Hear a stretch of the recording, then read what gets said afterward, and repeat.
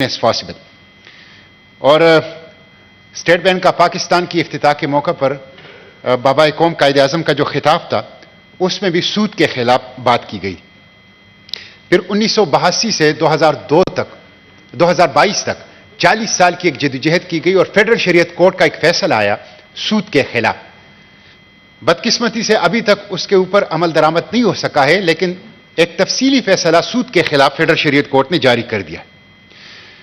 اس وقت سود ایک اتنی بڑی لعنت ہے مسٹر چیئرمین، اجتماعی اور انفرادی طور پر، کہ اس سال 4.1 ٹریلین روپیز پاکستان سود میں دے رہا ہے.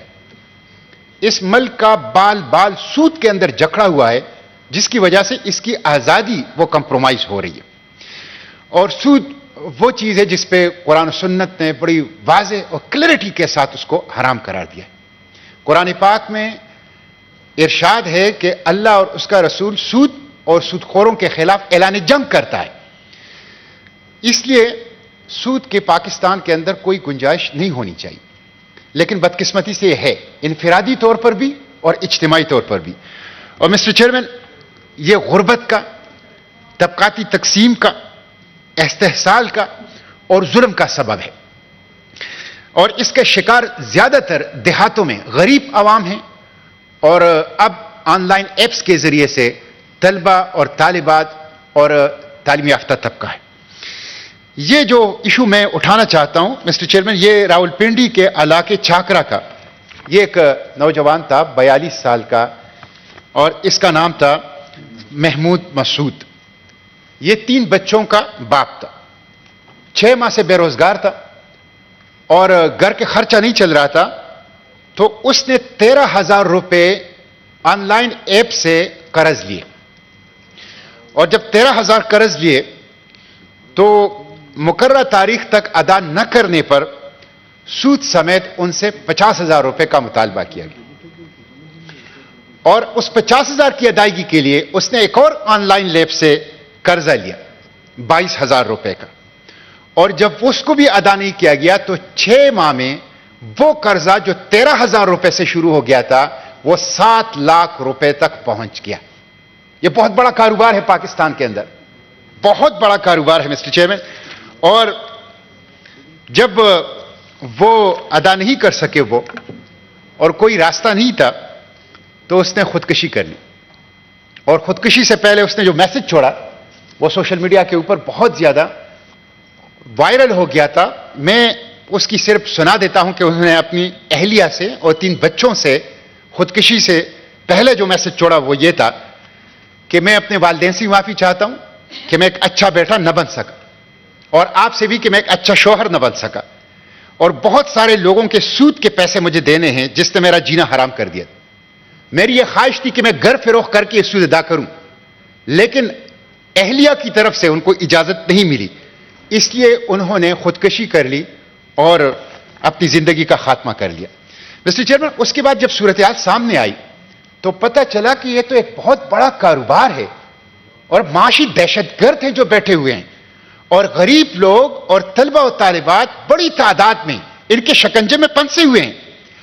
اور ان لوگوں نے ایجنٹ رکھے ہوئے ہیں، پولیس کو یہ پیسے دیتے ہیں، اور موبائل میں موجود جو ڈیٹا ہوتا ہے جس کو قرض دیتے ہیں اس تک رسائی حاصل کر لیتے ہیں.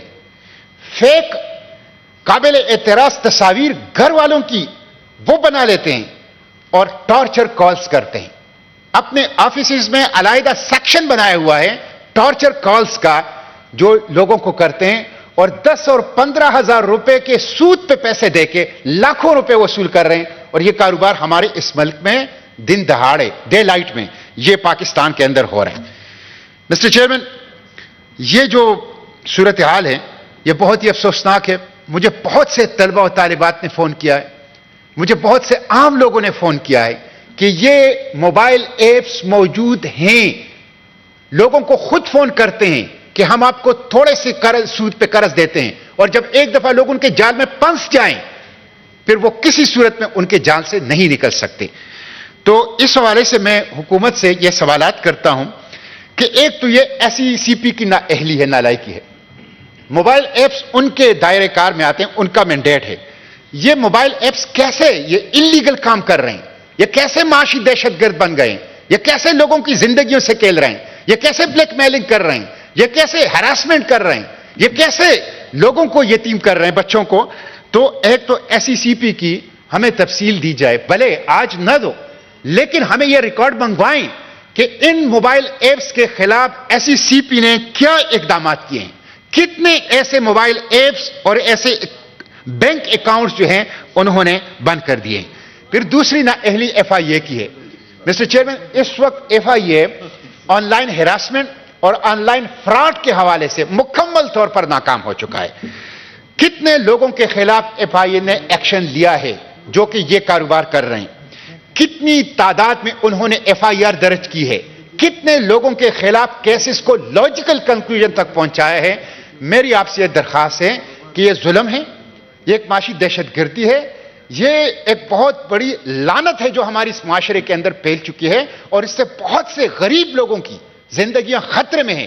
مہنگائی کے مارے, بے روزگاری کے مارے نوجوان, نئی نسل وہ ان کے جال میں پھنس جاتی ہے اور پھر کسی صورت میں ان سے نکل نہیں سکتی. تو حکومت اس کے اوپر اس ہاؤس کو تفصیل سے بریف کر لے اور اس لعنت کے خاتمے کے لیے S E C P, F I اے, دوسرے لا انفورسمنٹ ایجنسی کیا کر رہی ہیں اس کی تفصیل دیا جائے. اور خصوصاً یہ جو کیس ہے جو محمود مسعود کا ہے, اس کی ہمیں تفصیل بتائی جائے کہ اس حوالے سے جو موبائل ایپ اور جو کمپنی تھی ان کے خلاف کیا قانونی کارروائی ہوئی ہے اور وہ کہاں تک پہنچی ہے.